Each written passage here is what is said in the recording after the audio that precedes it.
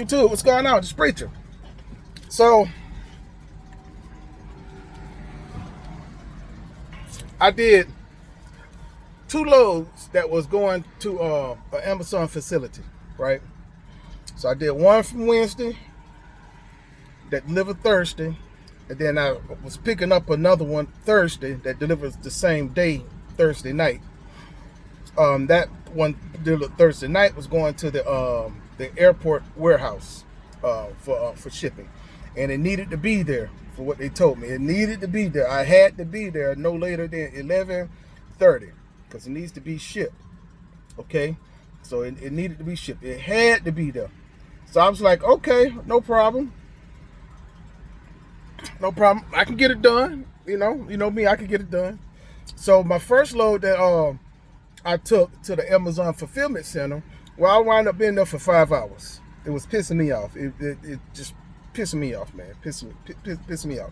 It shouldn't have took that long. And every time I go look, ain't nobody working. When I complain, the dude would get off his phone and get on the forklift and get in the trailer and start unloading the trailer some more. It seemed like once I didn't left, he'll do like 2, and then it just taking too long, right? Wound up getting detention time on that, which was good because it just brought up everything even more, right? So then I go pick up the other load, taking it to the Amazon warehouse, right? So then as I'm picking up that load, they had to be there. They give me all this talk. It had to be there. I get there about 10:30 at night. I get there, and we had a problem. So refuse this load. It does not use this product. So yeah. So that was my issue I had to deal with Thursday night. Now, see, when you are your carrier, you got to handle the business side of everything too, right? So that was a whole thing, trying to find out what we was going to do with this load, where it was going to go, if it was going to go back to the shipper or not. So the next day, once they figured out that the shipper was going to take their product back, I had to take it back to the shipper. Now, this load originally paid me $850. It was 306 miles to take it there. But it was 72 miles away from my other pickup that I was picking up on Friday to take me back to Florida because I got some things to do next week. I got 2 doctor's appointments. My wife is having a procedure done as well, and then I got to put my truck in the shop because apparently I have a sensor that is malfunctioning. It's saying it's intermittent. So sometimes it's working, sometimes it's not, sometimes it's working, and when it's not working, it'll throw all these fault codes, and then it'll shut down, then it start working again. So it's a sensor I got to get in place. But I'd rather do that while I'm home because I got things I have to do. So I'm not going to be working Thursday, Friday, or Saturday. I may come back out on Sunday. So I do have time to take it to the dealership. And I already tried my other peeps that fix my stuff. They are in between rebuilds right now, and they can't even get to me for a good week before they ever get to me. But the dealership can get to me. And because I have a Peterbilt dealership there, and I have a Kenworth dealership there, and an international dealership there, and a Freightliner dealership there, and they all do comments and things like that, so I could take it to any one of them to get it fixed. But anyway, that's beside the point. So I got paid $850 there. So then they asked me, well, how much am I going to need to bring it back? I said, well, as long as I can deliver it on Friday, I need $1,000 to bring it back, right? Okay, no problem. So I got the $1,000 to bring it back. So then it struck in my head as I'm driving it back. I get about 200 miles away. I contact the broker, be like, hey, are you sure I'm gonna be able to get this load off today on Friday? Because I know that the cutoff time was 3 o'clock, right? And I'm not gonna get there till about 4:30. He said, let me check. He checked with the shipper, and the shipper like, yeah, we ain't gonna be able to take it today. That you're gonna have to bring it back on Monday. Then I said, hey, I need more money then. Okay, because this don't have nothing to do with me. They shipped it out to somebody who didn't even order the stuff. They said that they stopped using this product 6 months ago. They don't even know how they got it. So that don't have nothing to do with me. So I'm not gonna hold off to this load all the way until Monday for $1,000. It's crazy. I'm not finna do this. So then he said, well, let me get with his boss. I said, yeah, have your boss call me. Because I can't be playing back and forth between you and you talking to your boss and your boss talking to you, then you talking to me. Give me the main person. I need to speak with the main person. So he was on, they called me back. Everybody was on the line. And they was playing hardball before. They was playing hardball for real. They really was playing hardball. I didn't get what I want, but I got what I need. Okay, because I was trying to get about $600 per day is what I was trying to get, right? So I was trying to get another $1,200 off the load. That's what I was shooting for, right?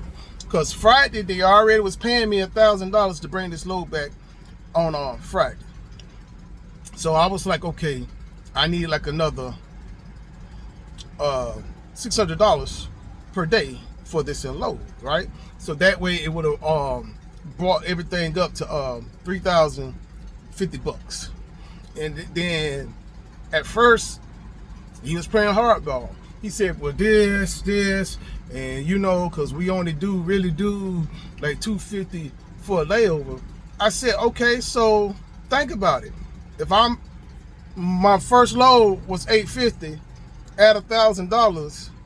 Now add 4 layovers at $250 for 4 layovers. Layover for Thursday, layover for Friday, layover for Saturday, layover for Sunday. That's $1,000 just in layovers. So we already at $2,850 just in layovers alone of what you have to pay me. So it's not too bad that I'm just saying, hey, give me another $200, because technically a layover is just for one day. A layover ain't for 4 days in a row. It's just for one day. And when I brought it to him like that, and we would talk about the money part of it, he was like, yeah. He was like, yeah, that's reasonable. That's fair. I said, yeah, I'm just trying to be fair, man. I said, because you already got $1,000 in layover. You paying me $1,000 for the load, and you still owe me $850 for the load.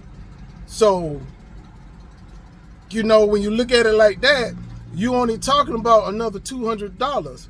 And I said, and I think that is reasonable for me to have to not do my next load and hold on this load until Monday, right? So then he wound up giving it to me, so I got this a total of $3,050, and it's total miles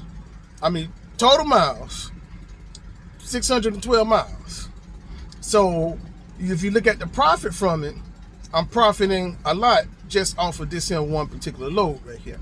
Now it sucks because the load is going to take away though. It's going to take away the $850 for the week, because I'm not going to get this money until I deliver this load next week. So my gross for this particular week is going to be down, because now I don't have that $850 to add on to everything. So now I'm just going to gross for this week. I'm only grossing $5,100 for this week. So I mean, that $850 for the week, yeah, it would have brought it to almost $6,000 for the week. But without that, I'm just like, hey, it is what it is type thing. But I'm going to profit a lot off of this unload because it's only 600 miles. And the fuel is pretty much already was paid for, because I had fueled up from my last load and stuff, right? And all the fuel came out of the last load that I did, the load that went to the Amazon fulfillment center. So all my fuel came out of that particular load right there. Sort of, but So yeah, man, it's when you got to handle the business side and driving. As a driver, I was pissed. As a driver, listen, dealing with this and you driving. Then by the time I got there, I was going to be out of drive time, right? Because my clock was in there at 12 o'clock. By the time I got out there, it was like 11:35. So I had to PC to the next safest place to park, which was a rest area that was like 26 miles, 25 miles away from where I was at. So I had to PC there and stay there. Then I stayed there until we figured out what we was going to be doing with the load. And then that's when we figured out what we were doing with the load. I was like, cool. I was able to go ahead and start my clock and start heading the other way. And then I had to worry about the money part of it. But I was getting pissed as a driver because I'm looking at my time. But as a company owner, I'm like, well, shoot, well, you best go ahead and do this because you finna profit a lot of money off of this unload alone. Even I got more than a half a tank of fuel, so even when I fuel up, and then I pick up my new load on Monday, it's 102 miles away from where this load is going back to, right? But I only gonna have about $400 in fuel when I fuel up on Monday, even when I get paid for this load on Monday too. So I'm gonna profit a lot off of this unload. I'm gonna profit $2,600 off this unload. Well, you got to take 3% out for factory, y'all. Okay, take 3% out for factory. You minus that, and then by the time I profit, so it probably be more like 2,300 that I profit off of this load. And then my next load, it takes me down to Florida because I got some stuff I have to do next week in Florida.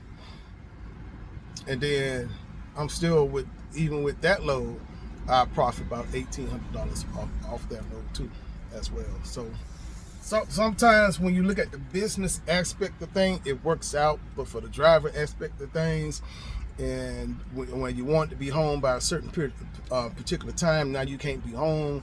Now I got to get mad because I'm supposed to be home on Monday. I had 2 doctor's appointments on Monday, so I had to call them on Friday and change my doctor's appointment, and they was able to get me both scheduled on the same day on Thursday to go to my doctor's and stuff like that. And then Friday, like I said, my wife is having a procedure on Friday, so I'll be taking off Friday then, and then Saturday, just so I can keep an eye on her. I want to be home on the weekend just so I can keep an eye on her, make sure she all right and everything like that. If she all right on Sunday, I'll probably head out on Sunday. If she okay. If I feel like she needs another day, I just go ahead and just take another day off. It's not a big deal. But yeah, dealing with this stuff, man, it's like, woo! When you got to deal with your company issues to make sure you're getting paid and you're getting paid fairly.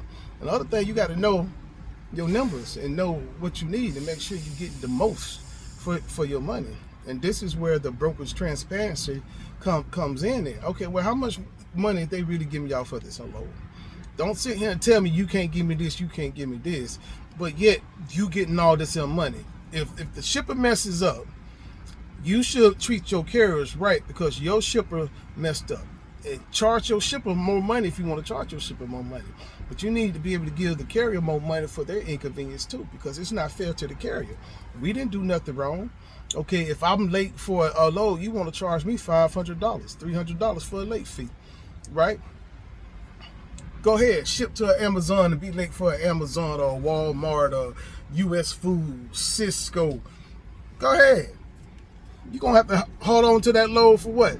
At least five days before they do a reschedule, stuck inside your trailer and everything. But when it's them, oh, it's a whole stuff. And I told my broker supervisor that too. I said, let it would have been me that messed up stuff. Y'all would have been charging me all kind of money. My score would have went down. Y'all would have been doing all this stuff with me. But when it's not the carrier and it's the broker problem, or if it's a shipper problem or a receiver problem, y'all want to do the bare minimums for the carrier. Slap on the wrist for them, the bare minimums for them, but for the carrier, y'all like to stick a fork in them. Like, you done. So, yeah. All right, man. Y'all be blessed. Have a blessed weekend.